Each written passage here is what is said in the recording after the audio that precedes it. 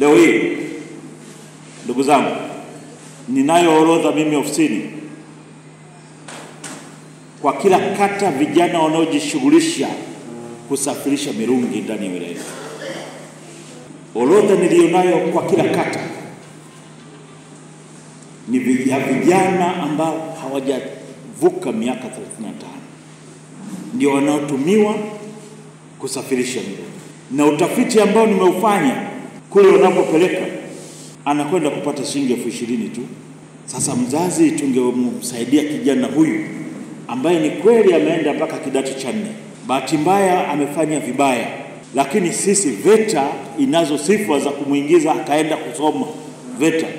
Angeenda kusoma pale akatoka na ufundi wake, hiyo kazi asingefanya. Sasa ili tuwasaidie watoto wetu vizuri, hebu naomba tuwape fursa hii ambayo Mheshimiwa Rais Samia wetu ameleta bilioni 1.3 kwa ajili ya ujenzi wa chuo hicho cha VETA, tuwapeleke wasome watoto.